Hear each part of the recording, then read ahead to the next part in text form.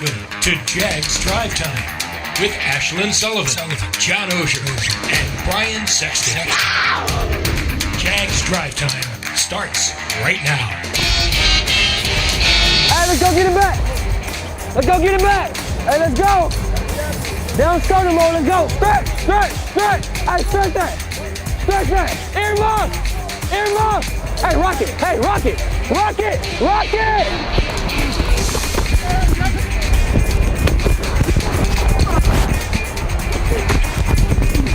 Come on, man. Come on, man. Come on. Come on. Let's go. Let's go. Hey, that's a tackle, boy. Good play.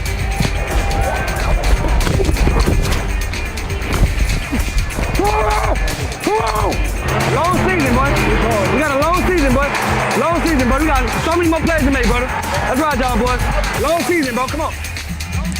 Rayshawn Jenkins mic'd up in Indianapolis. You can check out the full episode of Mic'd Up on Jaguars.com. Welcome into Jaguars Drive Time on a Wednesday morning. Ashlyn, Brian, and John here with you on a chilly day in Jacksonville. I always have to say that when it's the first chilly day of the year, we get excited around here.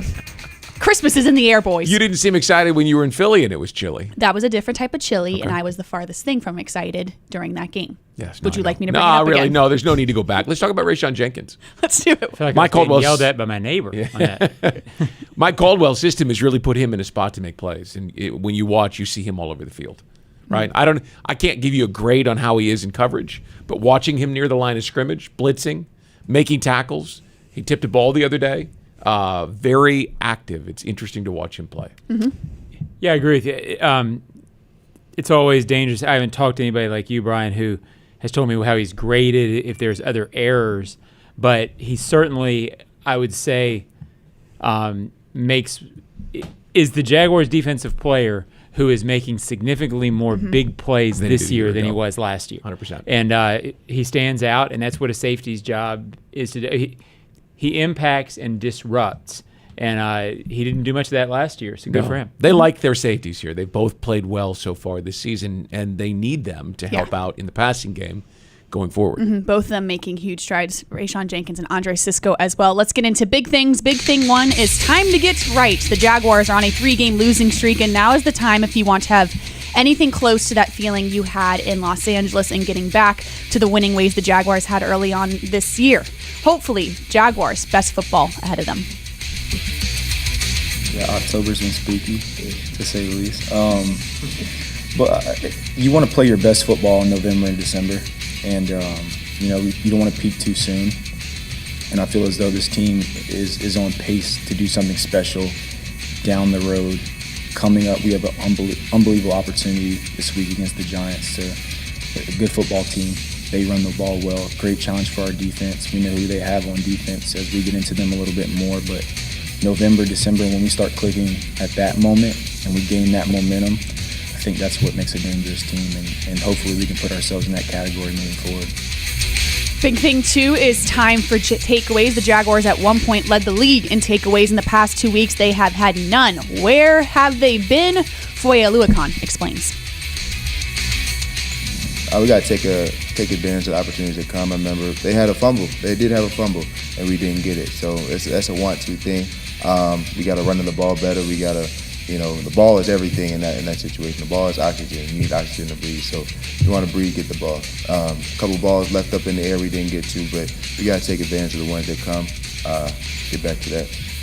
And finally, big thing 3 is time for accountability. Someone has to be to blame for the Jaguars' 3-game losing streak, right? Well, the moral of the story is plenty of players have to play better to end this losing streak, but we all know it always falls on the head coach. Yeah, number one, I still take the fall for the whole thing because I'm responsible for the team. So, you have conversations with coordinators each week, and then I have conversations with the team, everybody needs to know the importance of each game. Each game is its own entity, and there's things that still are kind of showing up in these games that are sort of self-inflicting, and it just so happened this week was third downs, in the second half, just being able to get off the field defensively, and to 2 DPIs and a roughing the passer kept drives alive, for them. So those are all things that we have to eliminate, we have to correct, and I'm a big part of that, obviously, with the coordinators and the team. And that is Big Things on a Wednesday morning as we go back up to Big Thing 1, which is time to get right. At one point, this stretch of the season looked favorable to the Jaguars. You had the Texans, you had the Giants, you had the Broncos. We didn't expect a month ago when we were talking about this that the Giants would be 5-1 coming to Jacksonville. It's a little different of a story now. Yeah, I mean, there's still, look, before the season, John, when people would ask me, what are they going to do this year? What's Doug Peterson going to get done? I said, I hope that they're relevant around Thanksgiving. I mean, I didn't predict the playoffs. What I said was, if there's some games in late November where, hey, if they win this one, they're right in it. Well, that's still in front of this team, right? Mm-hmm. But they have to start taking advantage of the games that are here right now. They have to find a way to finish a game, close out a game. I go back to 96, which I do all the time, but it's a great lesson. This team was 4-7. At one point, they lost in New Orleans and in St. Louis and looked horrible in doing so. And then what happened was the running game got going that year. The defense played better because they weren't on the field all the time. Then Mark Brunell was playing with a lead every once in a while. That's still in front of this team. It's still there for them, but they've got to get it done themselves. They got to figure out how they're going to fix that pass defense. They've got to figure out how they're going to run the ball consistently when they need to run the ball, right? Mm-hmm. Those things are still there for this team. Well, they still have to grow up, and I'll sort of tie it into Big Thing 3. It seems to me when Doug's talking about accountability, et cetera, inside that it seems like there's messages about big plays at key moments. And I don't know that I've been talking all year about this team's core players who are veteran players. There's not very many of them, Brian. And those are usually the guys that you depend on in big moments. It seems 0-4 in games decided by a score or less. All of their losses, in 3 of the losses, they had leads in the last 3 minutes. Right. In 3 other of the losses, or 4, they've had the ball with a chance to go tie. This team hasn't made the big plays in the big moments. I think they've got guys who will do that. They haven't done that yet. That's what gives me hope that they can be relevant, because at some point somebody's going to make a play at the end of the game. They're going to say, "Oh, that's what it is." And then I think you've got 11 games left. I think you've got a chance to win 4 or 5 of those and get to that 6-7 thing we've been talking about, maybe more. But that's it. Those key moments, they have not made big plays in key moments. Well, they do have some guys on this roster, though. They brought in mostly through free agency. You could take a Roy Robertson, Harris, Afoli Fatakase, Foye Aluakon, Josh Allen, Chris Manhertz. I mean, they've got guys who understand how to. Brandon Sheriff. Those guys have to set a really strong example for some of these young guys right now. I get it, the core players, the quarterback in particular. Those guys you're looking for, they're still young and still trying to see things through. But there's a lot of reason to think that this team can turn this thing and start winning some close games. And John, you've heard this like I have for years. You go from losing big to losing small to winning small before you finally get to a position where you're winning with a more substantial margin. I wouldn't say win big, because not many teams do that in the NFL. But they're in that, lose close, lose close, lose close. You got to find a way to win close. That's where you go from being a 6-7, maybe more team to 9, 10, 11, right? They've got to flip that switch and get that gap. And it's not just the quarterback, it's the defense. They've got to come through. They got to get a stop. Yeah, when it matters most. And we talk about accountability. I was on a radio show Monday night, and they were talking about Trayvon Walkers, and they called them dumb mistakes, which they are. They were dumb mistakes at crucial times in the game. And they asked, okay, well, Ashlyn, how do you fix that? What do you do? I'm like, I don't know. And they're like, well, how long can you keep it up? I said, he's Trayvon Walker. He's going to keep playing. Yeah. At some point, it sounds like growing pains, and that sounds annoying, but he's going to be on the field regardless, and I don't know when those mistakes stop. I don't know how you fix those mistakes. I don't expect that he'll keep making that mistake. I mean, if people always talk about really accountability in pro football, the accountability comes from within, knowing that this is your job, it's professionalism. They're not going to bench Trayvon Walker, especially when one of the plays that he made was on one of the few pressures they had. Right. So it was a mistake. It was a rookie mistake. You can't come down in that situation. You have to keep your hands up if you're going to go in that way. It's hard when your arms are that long. Well, it is, but it was not as inexcusable as the week before. No. But Agreed. It was still inexcusable. you're not going to bench these guys, because if you bench them, you are putting players in who are not as good as they are. Right. So you reduce your chance of winning.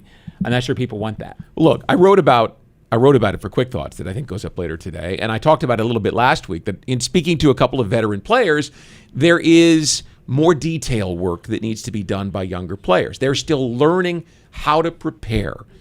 He'll learn, right? He'll figure that out. You got to. Yeah. And not just off the field preparation, although that's important, but the detail work about not driving into a quarterback as you're taking him to the ground or hitting him in the head. I mean, all of these things factor into it, and you learn by playing.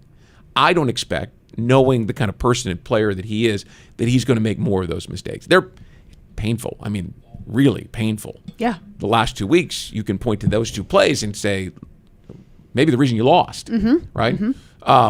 I don't expect that he'll keep going. I expect that he's the kind of guy they're going to turn it around. Yeah, it's just growing pains, even though they aren't pretty at times. No, and we just have to admit, no takeaways is a huge factor for this team right now.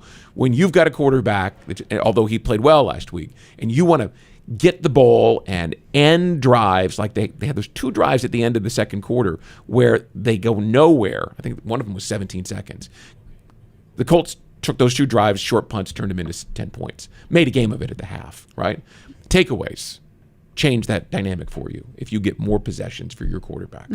Well, in order to get that, you've got to figure out how to stop this a short passing game with a quick release, because that, by its nature, I think teams look at the Jags and say, okay, if we don't turn the ball over against these guys, they are not a great pass rushing defense. Let's not give them the ball. When no team wants to give teams the ball, but it seems like they are game planning specifically to have the short passing game. I don't think they think that the corners can come up and stop them in that. Or especially on Sunday, they didn't. So until they figure that out, I don't think you're going to see a 9 turnover in 4 game pace anymore. That is the major difference why you don't feel like this team is dominant defensively like they were at times in the first 4 games. 100%. And that is big things. When we come back on Jaguars Drive Time, we talk about this Sunday's home game against the New York Giants with Brandon London coming up on the Jaguars Digital Network.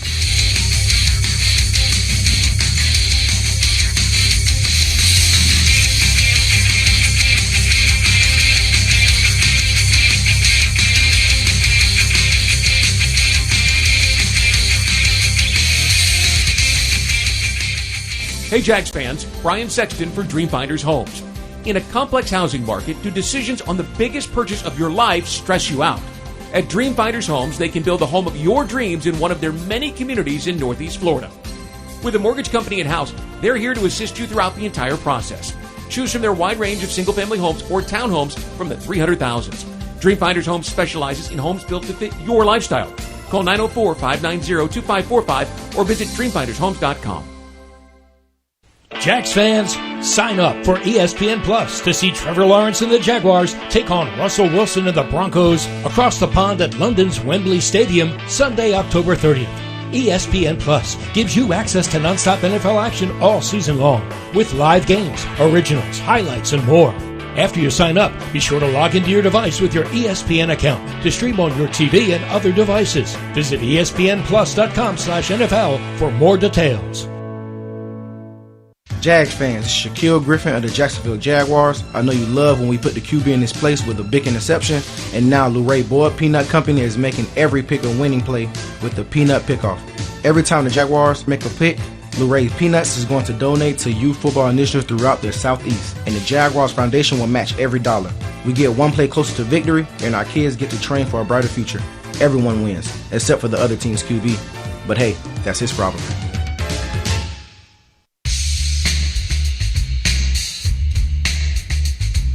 For 9 years, Dreamfinders Homes has been proud to call themselves the official home builder of the Jacksonville Jaguars. Visit dreamfindershomes.com for all available inventory. We are back, Jaguars Drive Time on a Wednesday, getting ready for a home game against the New York Giants. And with that, we bring in Brandon London, who was a player for the Giants in 2007 and right now is a contributor to Giants.com, as well as many other sports programs in New York City. Brandon, good morning. Good morning. Thanks for having me. Duval, what's going on? We are good. A little worried about this game on Sunday, not going to lie, but we talked about this earlier in the show a month ago. We said, all right, this stretch of schedule is favorable to the Jaguars. We did not think the Giants were going to come in here 5-1. I'm sure you get this question all the time. What is going on with the Giants? How did this happen?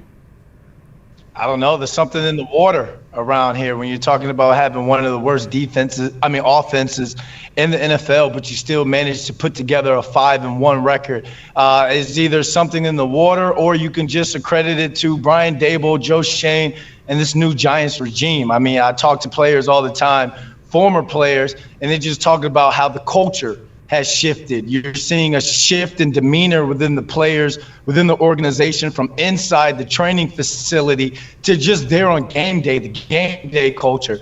And the team says it each time, from the running backs coach to the head coach. They say this is a fourth quarter team. This not only the defense, but this Giants offense and defense, this team wants to stay within one possession the entire game, because if they're going to have the ball at some point in that fourth quarter, they're going to find a way to tie it up or go ahead. The team buys in, they bought in, they buy in, and this team feels as though they can beat anyone. Morning, Brandon. The Giants and former general manager George Young, the late, great George Young, they were the team with the planet theory. Remember that there's only so many big men on the planet that can move. You got to get them while you can get them. And the Giants did that with the draft this year with the offensive linemen and the defensive linemen. How are they contributing? And isn't what you're seeing from a 5-1 team really the fact that they're winning the battle at the line of scrimmage, and they haven't in recent years? Yeah, and the thing is, we haven't even been healthy, especially on the defensive line of scrimmage. If you think about it, we just got Big Cat Leonard Williams back after him suffering that MCL injury. And then also Kayvon Thibodeau, the number 5 draft pick in the draft this year. He was out the first couple of games, but you saw how big that he came up in the biggest moment of the game against the Ravens with that sack fumble, his first sack of the year. Jihad Ward, as you see on the screen right there, number 55, he's been playing lights out, and he's a guy that when he was brought over and signed to come with Wink Martindale, people were like, he was what we call a signing. People were like, who is this guy? But Wink Martindale has got the Giants defensive line playing above and beyond what they look like on paper. I mean, Dexter Lawrence was a guy who people were ready to kind of get him out of here. Now he leads the team with 4 sacks on the year.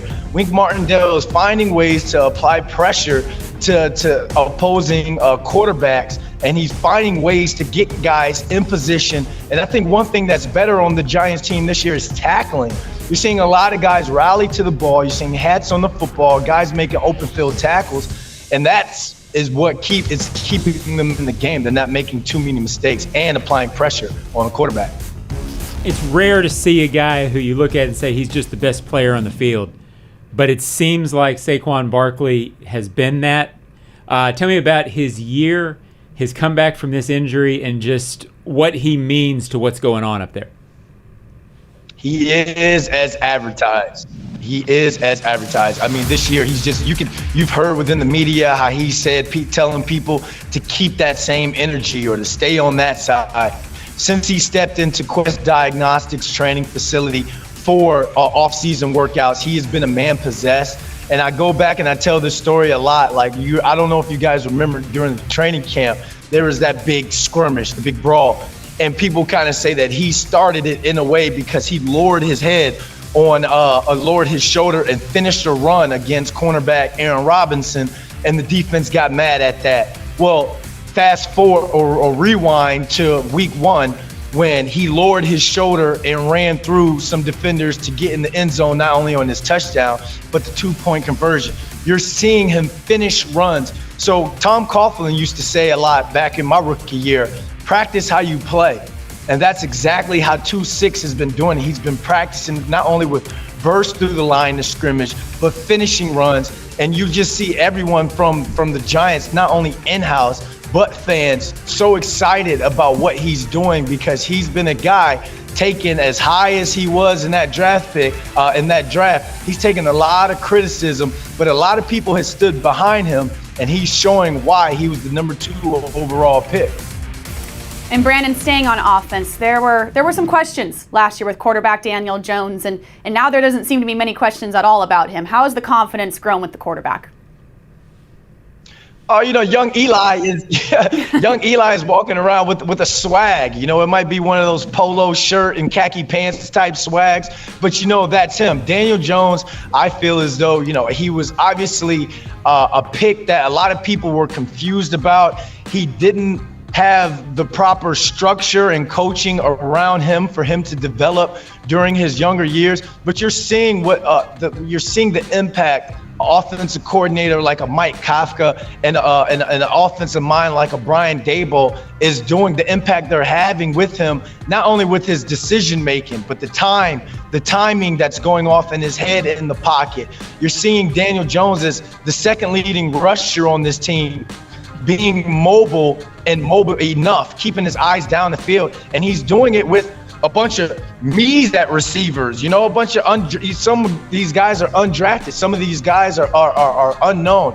It's while the Giants are 5-1 right now, you would love to see a Kadarius Toney or someone explosive back that can take a 5-yard catch and turn it into a 50-yarder, 60-yarder. But right now, he's doing it with possession-type receivers, and he's only making them better. And I think that he's missing that one piece to really, truly reintroduce himself, not only within the Giants culture, but within this NFL as well.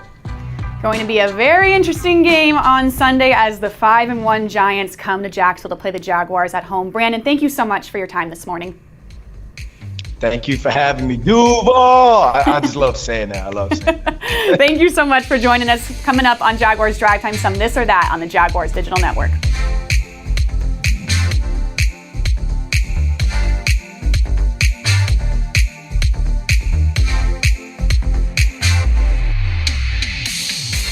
Hey Jags fans, Brian Sexton for Dreamfinders Homes. In a complex housing market, do decisions on the biggest purchase of your life stress you out? At Dreamfinders Homes, they can build the home of your dreams in one of their many communities in Northeast Florida. With a mortgage company in-house, they're here to assist you throughout the entire process. Choose from their wide range of single-family homes or townhomes from the 300,000s. Dreamfinders Homes specializes in homes built to fit your lifestyle. Call 904-590-2545 or visit dreamfindershomes.com.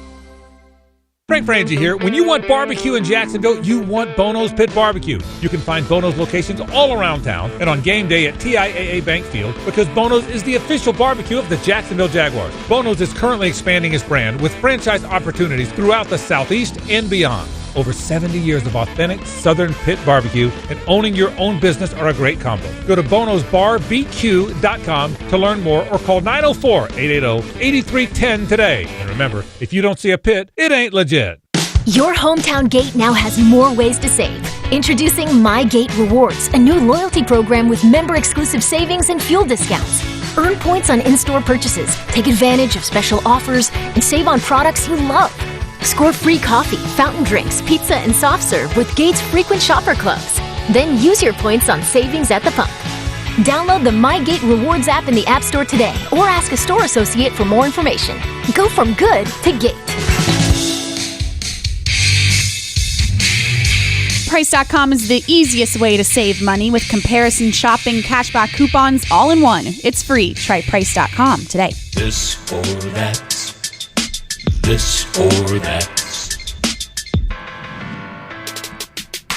We're back, Jaguars Drive Time Wednesday morning. Time for This or That, presented by Price.com. Brian, what are you thinking? Well, I'm thinking about the move at corner, and do you make it or not? I mean, do you leave Shaq Griffin, who is the highest paid player on your roster this year at $16.4 million, right? Signed that 3-year, $40 million deal. But he struggled, and not just last week. Remember, he gave up that long touchdown in the fourth quarter in Washington that led to a Washington Redskins come-from-behind win when the Jaguars had a comfortable margin there. So he's not played well this season at all. And on Monday night, Brandon Staley, the head coach of the Chargers, after watching J.C. Jackson, who got an $82 million contract in the spring, in Game 6, watched him give up 2 touchdowns, take a pass interference penalty that cost him major yardage, and he benched him at halftime. And Mike Davis went in the game, and they played better. That's not likely to last. You don't invest $82 million in a guy. But he benched him because they needed something different. So it's a valid question. To me, it's the story of the week. What do they do with this secondary? John, we talked about it in the last segment. How do you force teams to hold the ball a little bit longer if they don't think your corners can cover the short, quick passing game. Do you make the change this week like Brandon Staley did, or do you stand with your guy and see if he can come and flip the switch this week?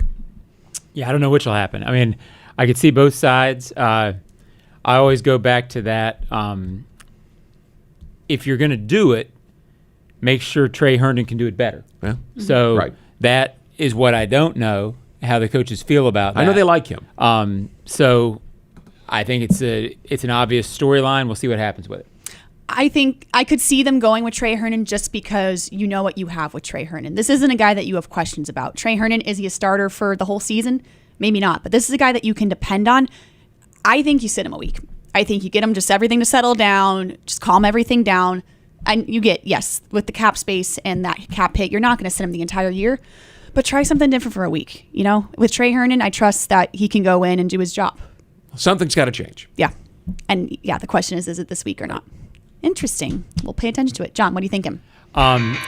What's the most significant stat moving forward? The fact that Jaguars have no takeaways in the last 2 games, or that they were 3 for 3 in the red zone Sunday against the Colts? And you know, it all depends on what they do moving forward. I think they are going to drop off a little bit in their takeaway pace from weeks 1 and 4. They already have, obviously, but I don't know they're going to maintain that, because it seems like teams have figured out a way to combat what they were doing early.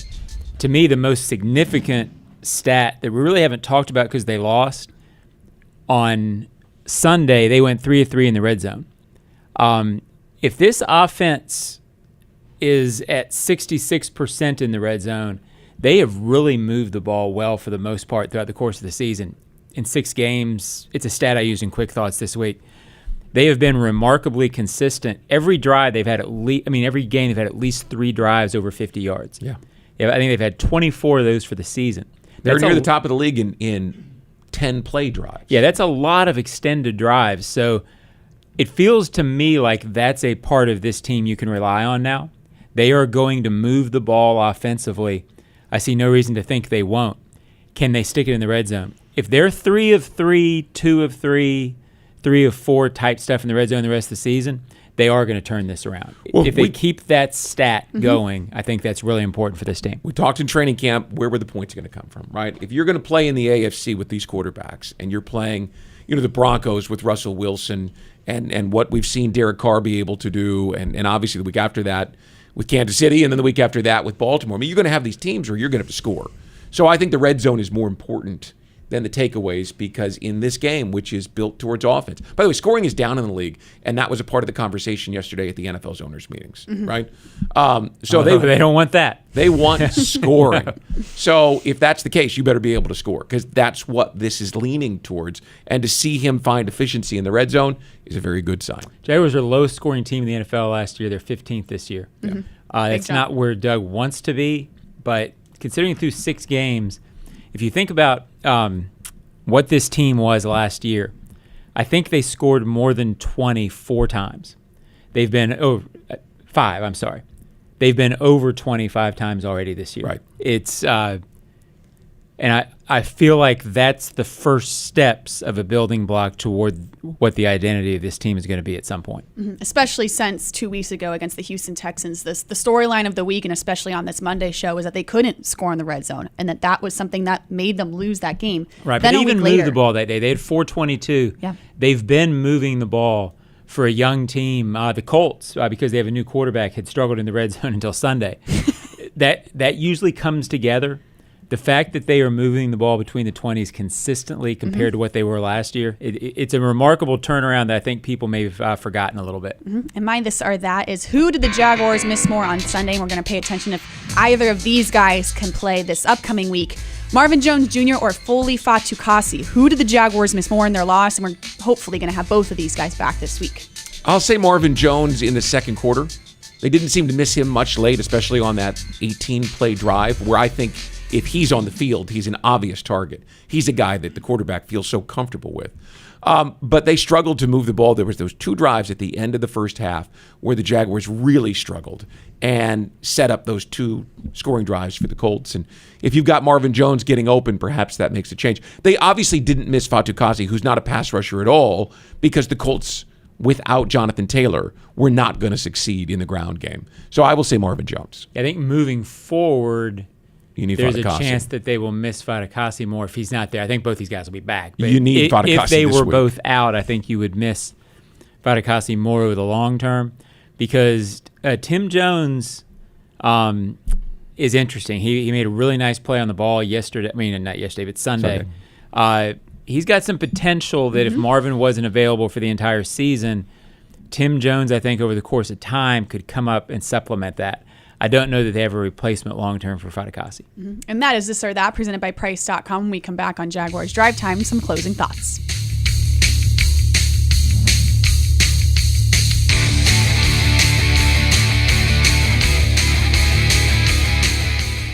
Hey Jags fans, Brian Sexton for Dreamfinders Homes.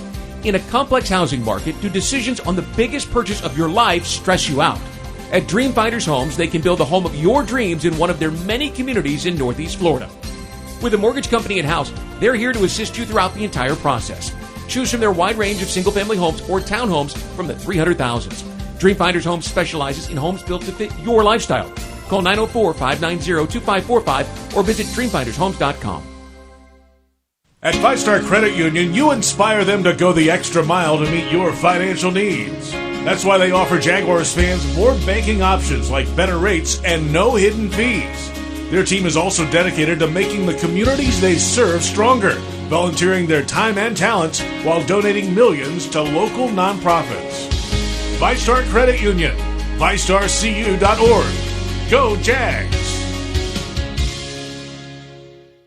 Jags fans, sign up for ESPN Plus to see Trevor Lawrence and the Jaguars take on Russell Wilson and the Broncos across the pond at London's Wembley Stadium Sunday, October 30th. ESPN Plus gives you access to nonstop NFL action all season long with live games, originals, highlights, and more. After you sign up, be sure to log into your device with your ESPN account to stream on your TV and other devices. Visit ESPNplus.com/NFL for more details.